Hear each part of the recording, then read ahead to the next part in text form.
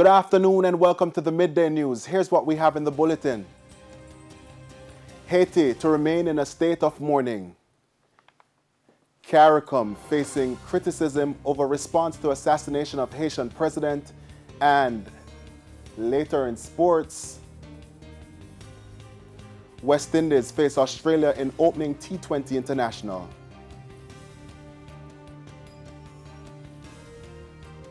I'm Anthony Lugg. Here are the details. We begin with news that Haiti will remain in a state of national mourning until July 22. This is in tribute to President Jovenel Moise, who was shot and killed when armed gunmen stormed his private residence on the hills just outside the capital on Wednesday. A decree published in Haiti said during the period the national flag will be flown at half-mast, discotheques and other similar establishments will remain closed, and radio and television stations to provide suitable programming. Meanwhile, CARICOM is facing criticism about the response to the ongoing crisis in Haiti. The details in this report. Former Jamaican ambassador to the United Nations, Curtis Ward, says CARICOM's statements on the assassination of Haitian President Jovenel Moise are meaningless and its plans cannot be executed. Following an emergency meeting on Wednesday, CARICOM issued a statement saying its leaders have expressed a willingness to play a lead role in facilitating a process of national dialogue and negotiation to find a solution to the crisis. But Ambassador Ward is questioning the practicality of that suggestion, given the breakdown of national institutions in Haiti. Haiti has been racked by demonstrations and protests and serious criminal activity for the past 2 years.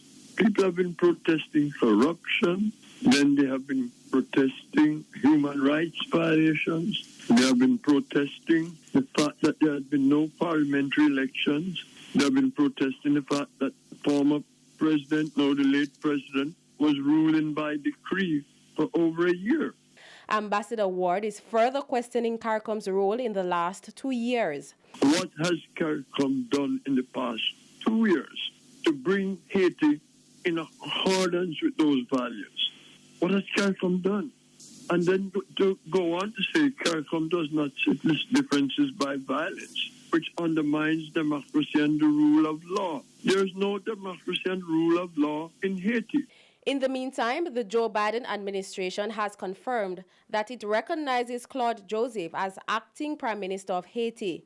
Ariel Henry, who was appointed Prime Minister of Haiti on July 5, has contested the leadership of the acting Prime Minister following the killing of President Moise.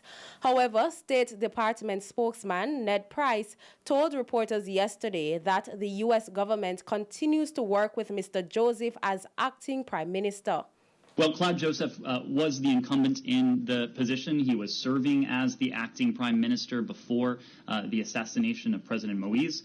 We continue to work with Claude Joseph as such. Meanwhile, the calls continue for democratic elections in Haiti to be held this year. We know ultimately that preserving Haiti's democratic institutions is key to restoring peace. The United States, the OAS, our partners in the region and beyond, we've consistently urged the government of Haiti to organize free and fair presidential and legislative elections, and we continue to urge Haitian government officials and political stakeholders to dialogue in the best interest of the Haitian people.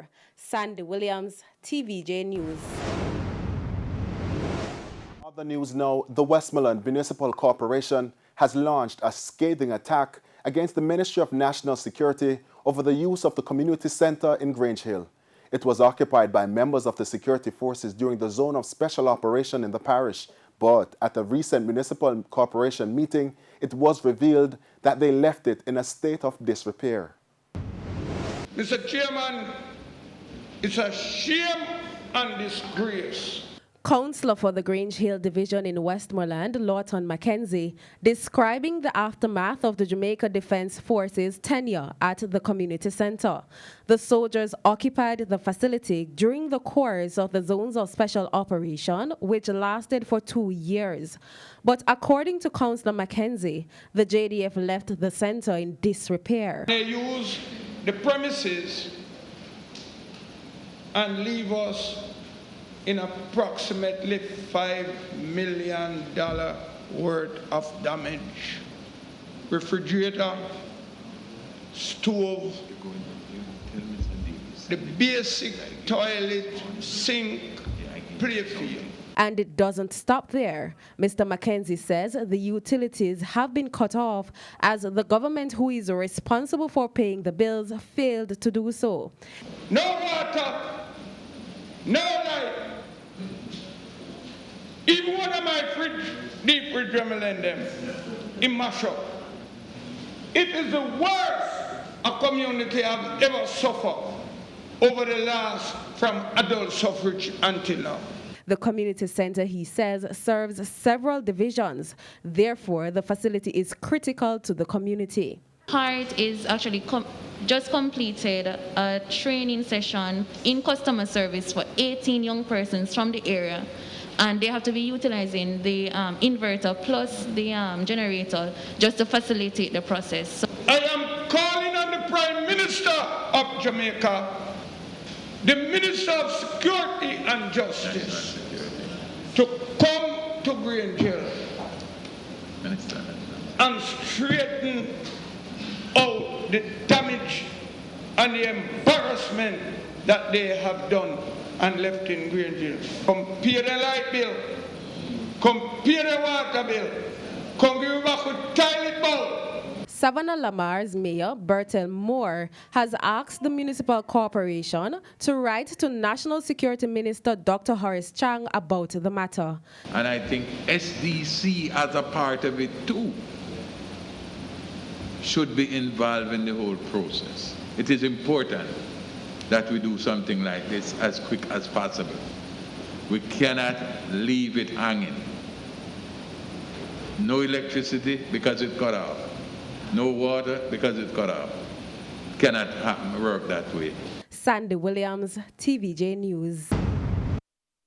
Meanwhile, when contacted, a representative from the Ministry of National Security told TVJ News that the Minister, Dr. Horace Chang, was not available for comment at this time.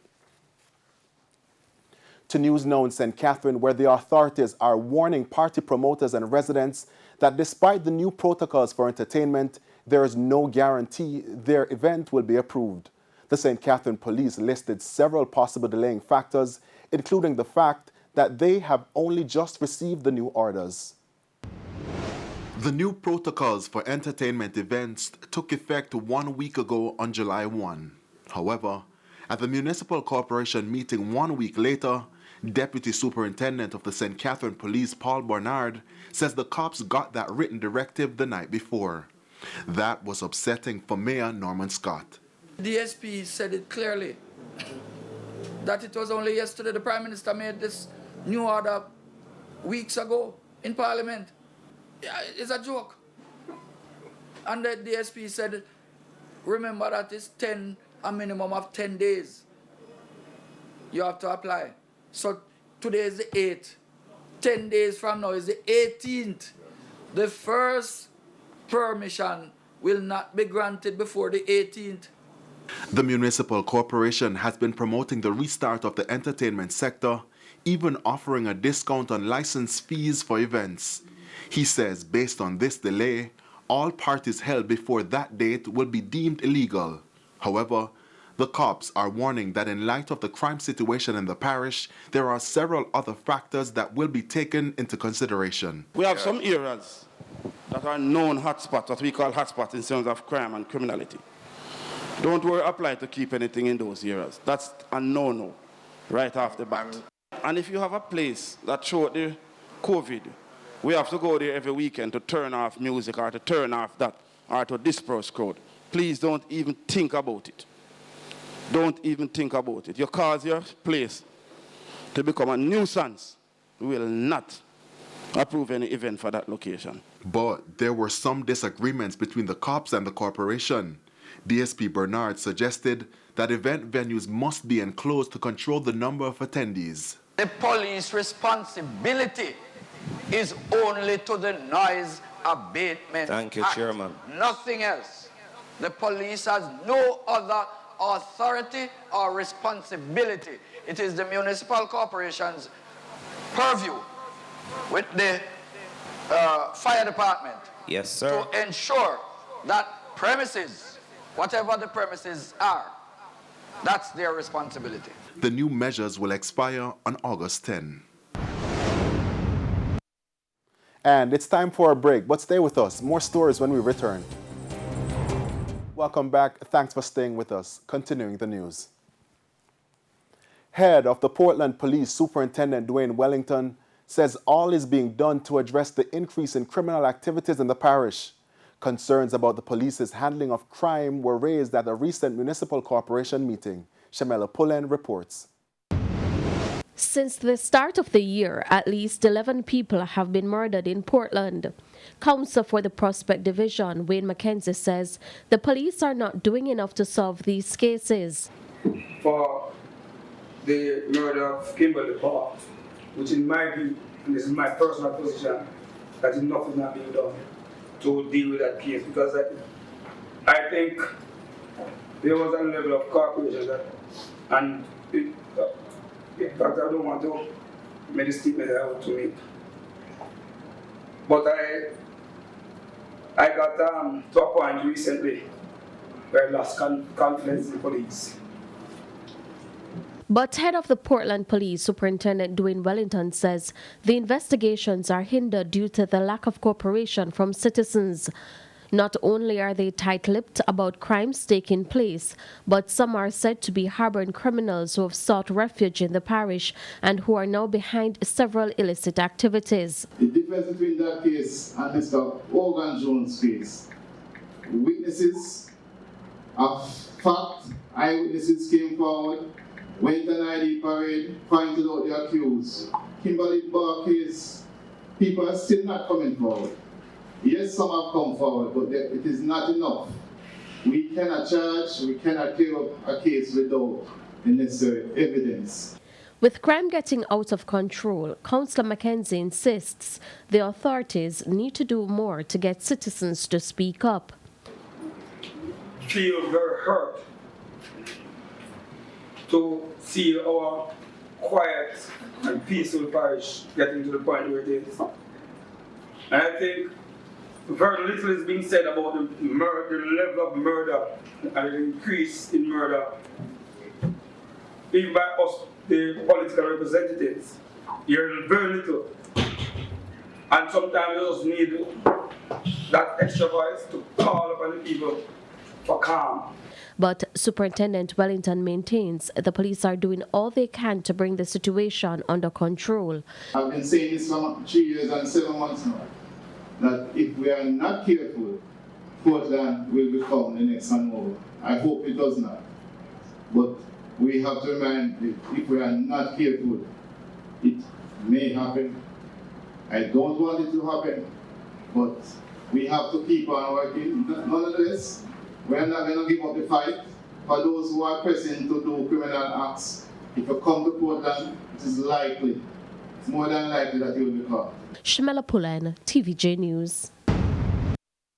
77 persons have so far been arrested under the Disaster Risk Management Act in Portland. Head of the Portland Police Superintendent Dwayne Wellington says they were arrested for not wearing their masks and that some of the cases are still before the courts. Meanwhile, Superintendent Wellington says party promoters who have upcoming events should apply for their permits early. We expect compliance with the DRMA with specification as to what obtains. I must remind promoters that the police can only deal with permits below 100. If the event is over 100, they need to apply to the Minister of Culture and Entertainment. To some COVID news now, 71 new cases of the coronavirus were confirmed on Thursday. The country's overall case count is now 50,568. The positivity rate now stands at 7.1%. 3 new deaths were recorded, pushing the death toll to 1,011. In the meantime, 88 persons are hospitalized with a respiratory illness. 14 are critically ill. There are 12,216 active cases.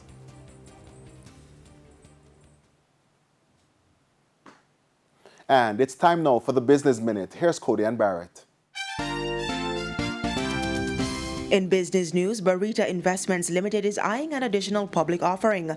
The company will consider the move at its board of directors meeting scheduled for Wednesday, July 14. If thought fit, it will recommend the convening of an extraordinary general meeting for the purpose of tabling a resolution for consideration by the shareholders relating to the raising of additional capital by the company. JPS has received approval from the Office of the Utilities Regulation for the implementation of special electricity rates. This is to incentivize electric vehicle EV owners to charge their vehicles within specific time slots that would be cost-effective. The move comes as the country anticipates an estimated 50,000 electric vehicles by 2030. The recommended time slots are during the off-peak hours of 10 p.m. to 6 a.m. on weekdays and 6 a.m. to 6 p.m. on weekends. Coming this Sunday in the Business Review, a team of young undergraduate students launching a multimedia marketing company at a time when businesses are looking to cut back. How has it been going? And that's it for the Business Minute this week. I'm Cody Ann Barrett.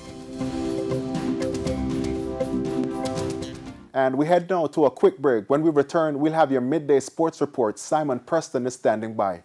Simon.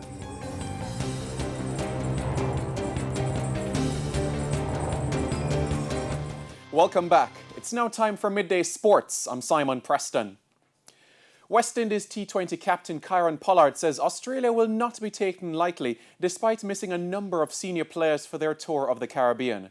The Aussies will not have the services of Glenn Maxwell, David Warner, Steve Smith and Pat Cummings for the tour, but Pollard warns it's still a competitive Australian team in the region.